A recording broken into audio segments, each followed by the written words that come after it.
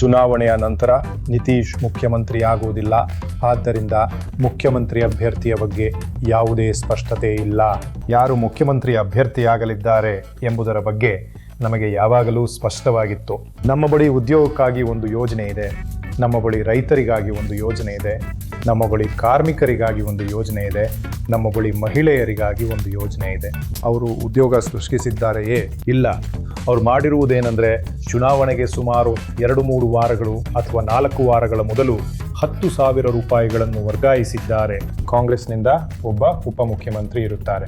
ದಲಿತ ಮತ್ತು ಮುಸ್ಲಿಂ ಎರಡೂ ಸಮುದಾಯಗಳಿಂದ ಖಂಡಿತವಾಗಿಯೂ ಪ್ರಾತಿನಿಧ್ಯ ಇರುತ್ತದೆ.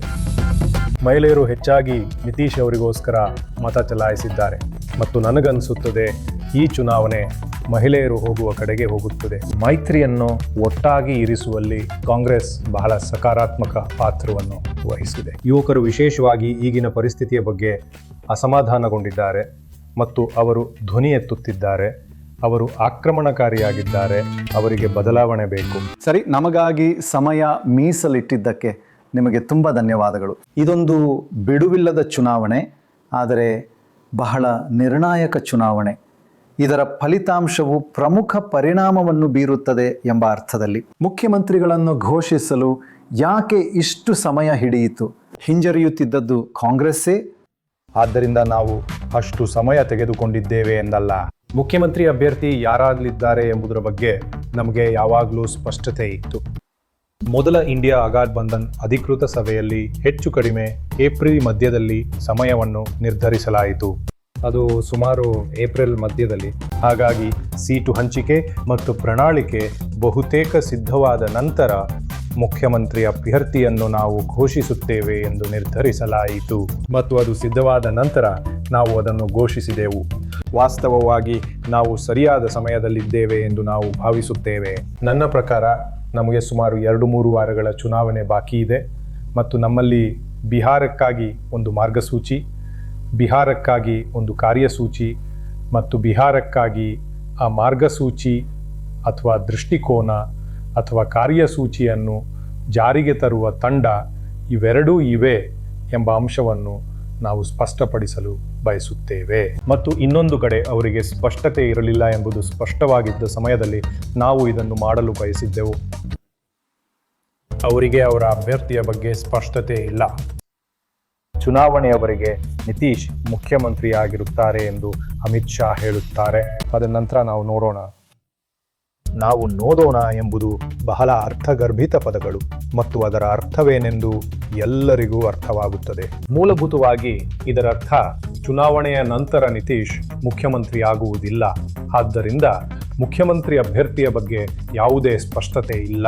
ನಾವು ತಿಳಿಸಲು ಬಯಸುವ ಎರಡನೇ ಅಂಶ ಮತ್ತು ಇದನ್ನು ನಾವು ಒತ್ತಿ ಹೇಳಲು ಬಯಸುತ್ತೇವೆ ಏನೆಂದರೆ, ನಮ್ಮ ಬಳಿ ಬಿಹಾರದ ಪ್ರಮುಖ ವಲಯಗಳಿಗೆ, ಪ್ರಮುಖ ವಿಭಾಗಗಳಿಗೆ ಒಂದು ನಿರ್ದಿಷ್ಟ ಕಾರ್ಯಸೂಚಿ ಅಥವಾ ಯೋಜನೆ ಇದೆ.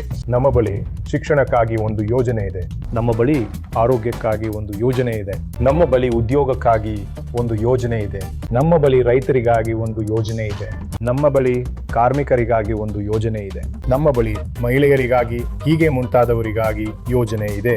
ನೀವು ಮತ್ತೊಂದೆಡೆ ನೋಡಿದ್ರೆ ಅವರು ಮಾತನಾಡುವುದರಲ್ಲಿ ಹೆಚ್ಚಿನದು ಜಂಗಲ್ ರಾಜ್. ಈ ಕಳೆದ 11 ವರ್ಷಗಳಿಂದ ಕೇಂದ್ರ ಮತ್ತು ಬಿಹಾರ ಎರಡರಲ್ಲೂ ಹೆಚ್ಚಾಗಿ ಅಧಿಕಾರದಲ್ಲಿರುವವರು ಮಾತನಾಡಬೇಕಾಗಿವೆ ಈ ನಿರ್ಣಾಯಕ ವೇಳೆಗಳಲ್ಲಿ ಬಿಹಾರ ಜನರಿಗಾಗಿ ಅವರು ಏನು ಮಾಡಿದ್ದಾರೆ ಎಂಬುದು. ಶಿಕ್ಷಣವನ್ನು ಸುಧಾರಿಸಲು ಅವರು ಏನು ಮಾಡಿದ್ದಾರೆ? ಬಹುತೇಕ ಏನನ್ನೂ ಮಾಡಿಲ್ಲ. ತಮ್ಮ ಆರೋಗ್ಯ ವ್ಯವಸ್ಥೆಯನ್ನು ಸುಧಾರಿಸಲು ಅವರು ಏನು ಮಾಡಿದ್ದಾರೆ? ಬಹುತೇಕ ಏನನ್ನೂ ಮಾಡಿಲ್ಲ. ಅವರು ಉದ್ಯೋಗವನ್ನು ಸೃಷ್ಟಿಸಿದ್ದಾರೆಯೇ? ಇಲ್ಲ. ಅಪರಾಧವನ್ನು ನಿಯಂತ್ರಿಸಲಾಗಿದೆಯೇ? ಖಂಡಿತವಾಗಿಯೂ ಇಲ್ಲ. ಭ್ರಷ್ಟಾಚಾರವನ್ನು ಹತೋಟಿಗೆ ತರಲಾಗಿದೆಯೇ? ಅದು ಮಿತಿ ಮೀರಿದೆ, ಗಗನಕ್ಕೇರಿದೆ. ಮತ್ತು ಅಪರಾಧ ನಡೆದಾಗ ಡಿಜಿ ಏನು ಹೇಳುತ್ತಾರೆ? ಅವರು ಹೇಳುತ್ತಾರೆ, ಬಹುಶಃ ರೈತರಿಗೆ ಮಾಡಲು ಕೆಲಸವೇ ಇಲ್ಲದ ಕಾರಣ ಹೀಗಾಗಿದೆ ಎಂದು. ಹಾಗಾಗಿ ಈ ಬಿಜೆಪಿ ಮತ್ತು ಜೆಡಿಯು ಮೈತ್ರಿಯು ತಾತ್ವಿಕವಾಗಿ ತಾವು ಮಾಡಿದ ಕೆಲಸ, ತಮ್ಮ ವರದಿ ಪತ್ರ, ತಮ್ಮ ಸಾಧನೆಯ ಆಧಾರದ ಮೇಲೆ ಮತ ಕೇಳಬೇಕು. ನಮಗೆ ಅದ್ಯಾವುದೂ ಕಾಣಸಿಗುವುದಿಲ್ಲ, ನಮಗೆ ಅದ್ಯಾವುದು ಕೇಳ ಸಿಗುವುದಿಲ್ಲ. ಹಾಗಾಗಿ ನಾವು ತಿಳಿಸಲು ಬಯಸಿದ್ದ ವ್ಯತ್ಯಾಸವೇ ಇದು. ನೀವು ನಿಮಗೆ ಗೊತ್ತಲ್ಲ, ಭರವಸೆಗಳನ್ನು ನೀಡುವುದರಲ್ಲಿ ಬಹಳ ನಿಪುಣರಾಗಿರಬಹುದು, ಆದರೆ ಇದೀಗ ನಾವು ಹಲವಾರು ಚುನಾವಣೆಗಳನ್ನು ನೋಡಿದ್ದೇವೆ. ಇದೆಲ್ಲವೂ ಹಣ ಯಾರು ಕೊಡುತ್ತಿದ್ದಾರೆ ಎನ್ನುವ ವಾಸ್ತವಕ್ಕೆ ಬಂದು ನಿಲ್ಲುತ್ತದೆ.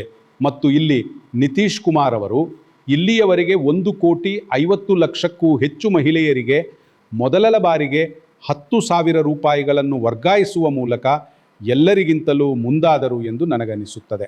ಇದು ಗೇಮ್ ಚೇಂಜರ್ ಆಗಲಿದೆ ಎಂದು ನಿಮಗನಿಸುವುದಿಲ್ಲವೇ? ಮತ್ತು ಯಾಕೆಂದರೆ ಇತ್ತೀಚೆಗೆಲ್ಲ ಸರಳವಾಗಿದೆ. ನೀವು ನನಗೆ ನೋಟು ಕೊಡಿ, ನಾವು ನಿಮಗೆ ವೋಟು ಕೊಡುತ್ತೇವೆ. ನೀವು ಯಾರಿಗಾದರೂ ನೋಟು ಕೊಟ್ಟರೆ ಜನರು ಪ್ರಭಾವಿತರಾಗುತ್ತಾರೆ. ಹಾಗಾಗಿ ನೀವು ಜನರಿಗೆ ಹಣ ಕೊಟ್ಟರೆ ಅವರು ಪ್ರಭಾವಿತರಾಗುತ್ತಾರೆ. ಅದರಲ್ಲಿ ಯಾವುದೇ ಸಂದೇಹವಿಲ್ಲ. ಆದರೆ ನಾವು ಗಮನ ಸೆಳೆಯಲು ಪ್ರಯತ್ನಿಸುತ್ತಿರುವುದೇನೆಂದರೆ, ಈ ಸಿಗ್ಗೇಕೃತ ಪ್ರಕರಣದಲ್ಲಿ ಮಹಿಳೆಯರಿಗಾಗಿ ನಮ್ಮ ಕೊಡುಗೆಯು ನಾವು ಸರ್ಕಾರ ರಚಿಸಿದ ತಕ್ಷಣವೇ ಪ್ರತಿ ತಿಂಗಳು ನೀಡಲಾಗುವಂಥದ್ದು. ಅವ್ರು ಮಾಡಿರೋದೇನೆಂದರೆ, ಚುನಾವಣೆಗೆ ಸುಮಾರು 2-3 ವಾರ ಅಥವಾ 4 ವಾರಗಳ ಮೊದಲು 10,000 ರೂಪಾಯಿಗಳನ್ನು ವರ್ಗಾಯಿಸಿದ್ದಾರೆ. ಅವರು ಇದನ್ನು 4 ವರ್ಷಗಳ ಹಿಂದೆಯೇ ಮಾಡಬಹುದಿತ್ತು. ಅವರು ಅದನ್ನು ಯಾಕೆ ಮಾಡಲಿಲ್ಲ? ಹಾಗಾಗಿ ನಾವು ಅವರಿಗೆ ಏನು ನೀಡುತ್ತೇವೆ ಎಂಬುದರ ಬಗ್ಗೆ ನಮ್ಮ ಬಳಿ ಒಂದು ಪ್ರತಿವಾದ ಮತ್ತು ನ್ಯಾಯಸಮ್ಮತವಾದ ವಾದವಿದೆ. ಮತ್ತು ಅದನ್ನು ನಾವು ಮಹಿಳೆಯರ ಬಳಿಗೆ ಬಹಳ ಆಕ್ರಮಣಕಾರಿಯಾಗಿ ಕೊಂಡೊಯ್ಯಲು ಯೋಜಿಸಿದ್ದೇವೆ. ಮತ್ತು ಇದು ಪ್ರತಿ ಮಹಿಳೆಗೆ ಪ್ರತಿ ತಿಂಗಳು 2,500 ರೂಪಾಯಿಗಳ ಒಂದು ಭರವಸೆ ಮಾತ್ರವಲ್ಲ, ಆದರೆ ಅಗತ್ಯವಿರುವ ಮಹಿಳೆ. ನಾವು ಹೇಳುತ್ತಿರುವ ಇನ್ನೊಂದು ವಿಷಯವೇನೆಂದರೆ, ಭೂಹೀನರಿಗೆ ಭೂಮಿ ಸಿಗುತ್ತದೆ ಮತ್ತು ಭೂಮಿಯ ಹಕ್ಕುಗಳು ಮಹಿಳೆಯ ಬಳಿ ಇರುತ್ತವೆ. ಸ್ವಯಂ ಉದ್ಯೋಗವನ್ನು ಪ್ರಾರಂಭಿಸಲು ಬಯಸುವ ಮಹಿಳೆಯರಿಗಾಗಿ ನಾವು 2 ಲಕ್ಷ ಸಬ್ಸಿಡಿಯೊಂದಿಗೆ ಬರುತ್ತಿದ್ದೇವೆ. ಅವರಿಗೆ ಇರುವ ಆರೋಗ್ಯ ರಕ್ಷಣೆಗಳನ್ನು ಸುಧಾರಿಸಲು, ಅವರೊಂದಿಗೆ ಕೆಲಸ ಮಾಡಲು ನಾವು ಒಂದು ಯೋಜನೆಯನ್ನು ಸಹ ಹೊಂದಿದ್ದೇವೆ. ಆದ್ದರಿಂದ ರಾಜಸ್ಥಾನದಲ್ಲಿದ್ದ ಚಿರಂಜೀವಿ ಮಾದರಿಯ ಆರೋಗ್ಯ ವಿಮೆಯನ್ನು ನಾವು ಬಿಹಾರಕ್ಕೆ ತರಲು ಬಯಸುತ್ತೇವೆ. ಹಾಗಾಗಿ ನೀವು ಮಹಿಳೆಯರ ವಿಭಾಗವನ್ನು ಒಟ್ಟಾರೆಯಾಗಿ ನೋಡಿದರೆ, ಅದು ಕೇವಲ ಚುನಾವಣೆಯ ಮೊದಲು 1 ಅಥವಾ 2 ಬಾರಿ ನೇರ ನಗದು ವರ್ಗಾವಣೆಯಲ್ಲ, ಆದರೆ ಇದು ಉದ್ಯೋಗ, ಆದಾಯ ಭದ್ರತೆ, ಆರೋಗ್ಯ ಇತ್ಯಾದಿಗಳನ್ನು ಒಳಗೊಂಡಿರುವ ಒಂದು ಸಮಗ್ರ ಪ್ಯಾಕೇಜ್ ಆಗಿದೆ. ಮತ್ತು ಹೆಚ್ಚು ಅರ್ಥಪೂರ್ಣ, ಹೆಚ್ಚು ಸ್ಥಿರ, ಹೆಚ್ಚು ದೀರ್ಘಕಾಲೀನ ಮತ್ತು ಅವರಿಗೂ ಮತ್ತು ಅವರ ಕುಟುಂಬಗಳಿಗೂ ಹೆಚ್ಚು ಸಮಗ್ರವಾಗಿ ಸಹಾಯ ಮಾಡುವ, ಯಾವುದಕ್ಕೂ ವಿರುದ್ಧವಾಗಿ ಪರಿಣಾಮಕಾರಿಯಾಗಿ ಮತಗಳ ನಗದು ವರ್ಗಾವಣೆಯಾಗಿರುವುದನ್ನು ಮಹಿಳೆಯರು ಅರ್ಥ ಮಾಡಿಕೊಳ್ಳುತ್ತಾರೆ ಎಂದು ನಾವು ಭಾವಿಸುತ್ತೇವೆ. ಹಾಗಾದರೆ ತೇಜಸ್ವಿ ಯಾದವ್ ಅವರು 2ನೇ ಉಪಮುಖ್ಯಮಂತ್ರಿ ಇರಲಿದ್ದಾರೆ ಎಂದು ಹೇಳಿದ್ದಾರೆ. ಪಕ್ಷ, ನಿಮ್ಮ ಮೈತ್ರಿಕೂಟ ಅಧಿಕಾರಕ್ಕೆ ಬರುತ್ತದೆ ಎಂದು ಭಾವಿಸಿದರೆ ಅದು ಕಾಂಗ್ರೆಸ್ನಿಂದ ಇರುತ್ತದೆಯೇ? ಅದು ಕನ್ಹಯ್ಯ ಕುಮಾರ್ ಆಗಿರ್ತಾರೆಯೇ? ಬಿಹಾರದಲ್ಲಿ ಕಾಂಗ್ರೆಸ್ನ ಮುಖ ಯಾರು? ಅಥವಾ ಬಿಜೆಪಿ ಅಂತೆ ಇಲ್ಲಿ ನಿಜವಾದ ಮುಖವಿಲ್ಲ. ಆದ್ದರಿಂದ ಕಾಂಗ್ರೆಸ್ನಿಂದ ಒಬ್ಬ ಉಪಮುಖ್ಯಮಂತ್ರಿ ಇರುತ್ತಾರೆ. ಅದು ಯಾರೆಂದು ನಾವು ಸರ್ಕಾರ ರಚಿಸಿದ ನಂತರ ಚುನಾವಣೆಗಳಾದ ಮೇಲೆ ನಿರ್ಧರಿಸುತ್ತೇವೆ. ಆದರೆ ನಮಗೆ ಹೆಚ್ಚು ಮುಖ್ಯವಾದುದು ಏನೆಂದರೆ, ನಾವು ಈ ಚುನಾವಣೆಯನ್ನು ಗೆಲ್ಲಬೇಕು ಮತ್ತು ನಮ್ಮಲ್ಲಿರುವ ಕಾರ್ಯಸೂಚಿಯ ಮೇಲೆ ಜನರ ವಿಶ್ವಾಸವನ್ನು ಗಳಿಸುವ ಮೂಲಕ ನಾವು ಇದನ್ನು ಗೆಲ್ಲುತ್ತೇವೆ. ದಿನದ ಕೊನೆಯಲ್ಲಿ ಒಂದು ತಂಡ ಮತ್ತು ಒಂದು ಮಾರ್ಗಸೂಚಿ ಒಟ್ಟಾಗಿ ಬರುವುದು ಉತ್ತಮವಾಗಿ ಕೆಲಸ ಮಾಡುತ್ತದೆ ಎಂದು ನಾನು ಭಾವಿಸುತ್ತೇನೆ ಮತ್ತು ನಾವು ಅದನ್ನೇ ಮಾಡಲು ಪ್ರಯತ್ನಿಸುತ್ತಿದ್ದೇವೆ. ಮತ್ತು ನನ್ನ ಪ್ರಕಾರ ಎದುರು ಪಕ್ಷಕ್ಕೆ ಅದನ್ನು ಮಾಡಲು ಸಾಧ್ಯವಾಗಿಲ್ಲ. ಅದೇನಾಗಿತ್ತು? ಅವರ ಪ್ರಶ್ನೆಯನ್ನೇ ಮುಂದುವರಿಸುತ್ತಾ, ಉಪಮುಖ್ಯಮಂತ್ರಿಯನ್ನು ಯಾವ ತರ್ಕ ಮತ್ತು ಪ್ರಕ್ರಿಯೆಯ ಮೂಲಕ ಘೋಷಿಸಲಾಯಿತು? ಅದು ಎಲ್ಲರಿಗೂ ಸ್ವಲ್ಪ ಆಶ್ಚರ್ಯವನ್ನು ಉಂಟು ಮಾಡಿತು. ಹಾಗಾಗಿ ಅಲ್ಲಿ ನಮಗೆ ಒಬ್ಬರಿಗಿಂತ ಹೆಚ್ಚು ಮುಖ್ಯಮಂತ್ರಿಗಳು ಇರುತ್ತಾರೆ ಎಂಬ ಬಗ್ಗೆ ಸ್ಥೂಲವಾಗಿ ಸ್ಪಷ್ಟತೆ ಇತ್ತು. ನಮಗೆ ಕನಿಷ್ಠ 3ರಿಂದ 4 ಜನ ಇರುತ್ತಾರೆ. ಅದು ಯಾರು, ಹೇಗೆ ಎಂಬುದು ಚರ್ಚೆಯ ವಿಷಯವಾಗಿತ್ತು. ಮತ್ತು ಒಬ್ಬ ವ್ಯಕ್ತಿಯನ್ನು ಘೋಷಿಸಲು ನಿರ್ಧರಿಸಲಾಯಿತು, ಆದರೆ ಇತರರ ಬಗ್ಗೆ ಯಾರೆಂದು ನಂತರ ತೀರ್ಮಾನಿಸಲು ನಿರ್ಧರಿಸಲಾಯಿತು. ಇದು ಅವರ ಷರತ್ತುಗಳಲ್ಲಿ ಒಂದಾಗಿತ್ತೆ. ಅವರಿಗೆ ಆ ಪರಿಸ್ಥಿತಿಗಳಿದ್ದವು, ಆದರೆ ಅದು ನಮಗೆ ಹೊಸದೇನಾಗಿರಲಿಲ್ಲ. ಮತ್ತು ಹಾಗಾಗಿ ಇದೊಂದು ಸಾಮೂಹಿಕ ನಿರ್ಧಾರವಾಗಿತ್ತು ಮತ್ತು ಇದು ಆತಂಕದಲ್ಲಿ ತೆಗೆದುಕೊಂಡ ನಿರ್ಧಾರವಾಗಿರಲಿಲ್ಲ. ಇದು ಚಿತ್ರಿಸಲಾಗುತ್ತಿರುವುದಕ್ಕೆ ತದ್ವಿರುದ್ಧವಾಗಿದೆ. ಮುಖ್ಯಮಂತ್ರಿಯ ನಿರ್ಧಾರ, ಸಮಯ ಇತ್ಯಾದಿ ಹೆಚ್ಚು ಕಡಿಮೆ ನಮ್ಮ ಯೋಜನೆಯಂತೆಯೇ ಇತ್ತು ಮತ್ತು ಅದರಲ್ಲಿ ಆತುರದ ಪ್ರತಿಕ್ರಿಯೆ ಏನೂ ಇರಲಿಲ್ಲ. ಮತ್ತು ಸಂಬಂಧಿತವಾಗಿ ಏನೂ ಯಾವುದೇ ಆತಂಕದ ಪ್ರತಿಕ್ರಿಯೆ ಇರಲಿಲ್ಲ. ಇದು ನಾನು ಸ್ಪಷ್ಟಪಡಿಸಲು ಬಯಸುವ ಒಂದು ವಿಷಯ. ಯಾಕೆಂದರೆ ನಾವು ಇದನ್ನು ತಕ್ಷಣದ ಪ್ರಚೋದನೆಯಿಂದ ಮಾಡಿದೆವು ಅಥವಾ ಇಲ್ಲಿಂದ ಅಥವಾ ಅಲ್ಲಿಂದ ಒತ್ತಡವಿದ್ದ ಕಾರಣ ನಾವು ಮಾಡಿದೆವು ಎಂಬ ಗ್ರಹಿಕೆ ಇರುವ ಹಾಗೆ ಕಾಣುತ್ತದೆ. ವಾಸ್ತವವಾಗಿ ಇಲ್ಲ, ಸತ್ಯದಿಂದ ಬಹಳ ದೂರ. ಆದರೆ ಅಲ್ಪಸಂಖ್ಯಾತ ಸಮುದಾಯಗಳಿಂದ ನಿಮಗೆ ಗೊತ್ತಲ್ಲ ಬಹಳಷ್ಟು ಪ್ರತಿಕ್ರಿಯೆ ಬರುತ್ತಿದೆ. ಮೂಲಭೂತವಾಗಿ ಮುಸ್ಲಿಂ ಸಮುದಾಯದಿಂದ ಹಾಗೂ ದಲಿತರಿಂದಲೂ ಕೂಡ, ಮತ್ತು ಅವರು ನಿಜವಾಗಿಯೂ ನಿರಾಸೆಗೊಂಡಿದ್ದಾರೆ ಎಂದು ತೋರುತ್ತದೆ. ನೀವು ಅದನ್ನು ಹೇಗೆ ನಿಭಾಯಿಸುತ್ತೀರಿ? ಹಾಗಾಗಿ ಅವರು ಖಂಡಿತವಾಗಿಯೂ ನಿರಾಸೆಗೊಳ್ಳಬಾರದು. ಇದು ಬಹಳ ಸ್ಪಷ್ಟವಾಗಿದೆ. ಆ ಸಮುದಾಯಗಳಿಗೆ ಪ್ರಾತಿನಿಧ್ಯ ಇರುತ್ತದೆ ಮತ್ತು ಆ ಬಗ್ಗೆ ನಮಗೆ ಬಹಳ ಸ್ಪಷ್ಟತೆ ಇದೆ. ಅದು ಯಾರೆಂಬುದು ನಿರ್ಧಾರವಾಗಿಲ್ಲ. ನಾವು ಹೊಂದಿರುವ ರಚನೆಯಲ್ಲಿ ದಲಿತ ಮತ್ತು ಮುಸ್ಲಿಂ ಎರಡೂ ಸಮುದಾಯಗಳಿಂದ ಮತ್ತು ಮುಂದುವರಿದ ಜಾತಿಗಳಿಂದ ಖಂಡಿತವಾಗಿಯೂ ಪ್ರಾತಿನಿಧ್ಯ ಇರುತ್ತದೆ. ಹಾಗಾಗಿ ಆ ನಿರ್ದಿಷ್ಟ ವ್ಯಕ್ತಿ ಯಾರು ಎನ್ನುವುದು ಅಸ್ಪಷ್ಟವಾಗಿದೆ. ಆದರೆ ಅವರು ಇರುತ್ತಾರೆ ಎನ್ನುವುದರಲ್ಲಿ ನಮ್ಮ ಮನಸ್ಸಿನಲ್ಲಿ ಯಾವುದೇ ಸಂದೇಹವಿಲ್ಲ. ನೀವು EBC ಸಮುದಾಯದಿಂದ ಮುಕೇಶ್ ಸಹಾನಿ ಅವರ ಹೆಸರನ್ನು ಘೋಷಣೆ ಮಾಡಿದ್ದೀರಿ. ಅದರಂತೆಯೇ ಮುಸ್ಲಿಂ ಸಮುದಾಯ, ದಲಿತ ಸಮುದಾಯ ಹಾಗೂ ಮೇಲ್ಜಾತಿಯಿಂದಲೂ ಒಬ್ಬ ಉಪಮುಖ್ಯಮಂತ್ರಿ ಇರುತ್ತಾರೆ. ಆದರೆ ಅವರ ಹೆಸರು ಇನ್ನೂ ಅಂತಿಮವಾಗಿಲ್ಲ ಎಂದು ಹೇಳುತ್ತಿದ್ದೀರಾ? ನಾವು ಖಂಡಿತವಾಗಿಯೂ ಮಾತನಾಡುತ್ತಿರುವುದು ಅದನ್ನೇ ಮತ್ತು ನಾವು ಖಂಡಿತವಾಗಿಯೂ ಅದೇ ರೀತಿಯಲ್ಲಿ ಮುಂದುವರಿಯಲು ಬಯಸುತ್ತೇವೆ.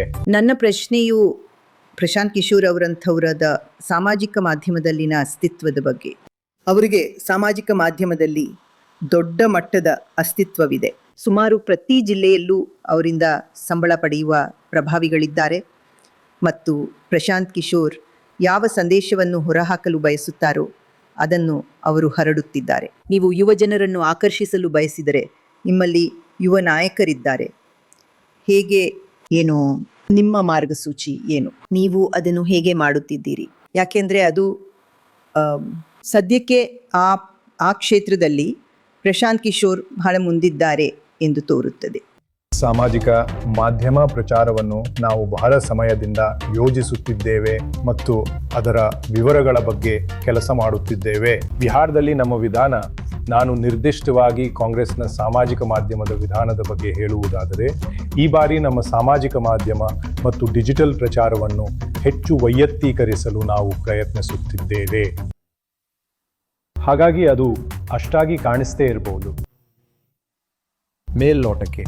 ಆದರೆ ಉದಾಹರಣೆಗೆ ಪ್ರಣಯ್ ಒಂದು ವೇಳೆ 60 ವರ್ಷದ ವ್ಯಕ್ತಿಯಾಗಿದ್ದು ಯಾರಿಗೆ ವೈಯಾರ್ಥಿಪರಾಗಿದ್ದು ಅವರಿಗೆ ಕೆಲವು ಇಷ್ಟಾನಿಷ್ಟಗಳು ಮತ್ತು ಬೇಕು ಭೇದಗಳಿದ್ರೆ ಆಗ ನಾವು ಅವರು ಹುಡುಕ್ತಿರುವುದಕ್ಕೆ ತಕ್ಕಂತೆ ಅವರನ್ನು ತಲುಪಲು ಮತ್ತು ಅದೇ ರೀತಿ ಇತರರೊಂದಿಗೂ ಸಹ. ಹಾಗಾಗಿ ಸಾಮಾಜಿಕ ಮಾಧ್ಯಮದ ಕುರಿತು ನಮ್ಮ ವಿಧಾನ ಇದಾಗಿದೆ. 60 ವರ್ಷವೇ? ನನಗೆ ಅಷ್ಟು ವಯಸ್ಸಾಗಿಲ್ಲ, ನಿಮಗೆ ಗೊತ್ತಲ್ಲ. ಹೌದು, ಅದಕ್ಕೆ ನಾನು ಕೇವಲ ಒಂದು ಅಂದಾಜು ಸಂಖ್ಯೆಯನ್ನು ತೆಗೆದುಕೊಂಡೆ. ನನ್ನ ಪ್ರಕಾರ ನಿಮ್ಮ ದೌರ್ಬಲ್ಯದ ಅತಿ ದೊಡ್ಡ ದೋಷವೆಂದರೆ ಮಹಿಳಾ ಮತ. ಮತ್ತು ಬಿಹಾರದಲ್ಲಿ ವಿವಿಧ ಕಾರಣಗಳಿಗಾಗಿ ಮಹಿಳೆಯರ ಮತದಾನ ಪುರುಷರಿಗಿಂತ ಹೆಚ್ಚಾಗಿರುತ್ತದೆ ಮತ್ತು ನಂತರ ಅವರು ಅದರ ಮೇಲೆ 10,000 ಹಾಕುತ್ತಾರೆ ಮತ್ತು ಅದು ಕೈಗೆ ಸಿಗುವ ನಗದು. ಅದು ನಿಮ್ಮ ಅತಿ ದೊಡ್ಡ ಸವಾಲು ಅಲ್ಲವೇ? ಮಹಿಳೆಯರ ಮತವನ್ನು ಕನಿಷ್ಠ ಇಬ್ಬರ ನಡುವೆ ಸಮಾನವಾಗುವಂತೆ ಮಾಡುವುದು. ಅದು ಖಂಡಿತವಾಗಿಯೂ ಒಂದು ಸವಾಲು, ಅದರಲ್ಲಿ ಯಾವುದೇ ಸಂದೇಹವಿಲ್ಲ. ವಿಶೇಷವಾಗಿ ನಗದು ವರ್ಗಾವಣೆಯಿಂದಾಗಿ ಮತ್ತು ಐತಿಹಾಸಿಕವಾಗಿಯೂ ಬಿಹಾರದಲ್ಲಿ ನಿತೀಶ್ ಅವರಿಂದಾಗಿಯೇ ಮಹಿಳೆಯರು ಹೆಚ್ಚಾಗಿ ಮತ ಚಲಾಯಿಸಿದ್ದಾರೆ. ನಿತೀಶ್ ಎಲ್ಲಿದ್ರೋ ಅಲ್ಲಿ ಮಹಿಳೆಯರು ಆ ಮೈತ್ರಿಕೂಟದ ಕಡೆಗೆ ಹೆಚ್ಚು ಮತ ಚಲಾಯಿಸುತ್ತಿದ್ದರು ಮತ್ತು ಆ ವಿಷಯದ ಬಗ್ಗೆ ನಮಗೆ ಚೆನ್ನಾಗಿ ಅರಿವಿದೆ. ಮತ್ತು ನಮ್ಮ ಬಳಿ ಉಳಿದಿರುವ ಸಮಯದಲ್ಲಿ ನಾವು ಸಾಧ್ಯವಾದಷ್ಟು ಕಠಿಣವಾಗಿ ಮತ್ತು ಚಾಣಾಕ್ಷತನದಿಂದ ಕೆಲಸ ಮಾಡಲು ಪ್ರಯತ್ನಿಸುತ್ತಿದ್ದೇವೆ. ಆದರೆ ನೀವು ಹೇಳುವುದು ಸಂಪೂರ್ಣವಾಗಿ ಸರಿ, ಅದು ಒಂದು ಆಯಕಟ್ಟಿನ ಆದ್ಯತೆಯಾಗಿದೆ. ನನ್ನ ಪ್ರಕಾರ ಈ ಚುನಾವಣೆಯು ಮಹಿಳೆಯರು ಎತ್ತ ಸಾಗುತ್ತಾರೋ ಅತ್ತ ಸಾಗುತ್ತದೆ. ಕೃಷ್ಣ, ಬಿಜೆಪಿ ಸ್ಪೀಕರ್ 1 ಎಂದು ಒಂದು ಸಾಮಾನ್ಯ ಅಭಿಪ್ರಾಯವಿದೆ. ಆದರೆ BJP ಅಂತಲ್ಲದೆ ಮಿತ್ರ ಪಕ್ಷಗಳಿಗೆ ಸಂಬಂಧಿಸಿದಂತೆ ನಿಮ್ಮ ಕಾಂಗ್ರೆಸ್ ಇನ್ನೂ ಒಂದು ತಲೆನೋವಾಗಿದೆ ಎಂದು ನಿಮಗನಿಸುವುದಿಲ್ಲವೇ?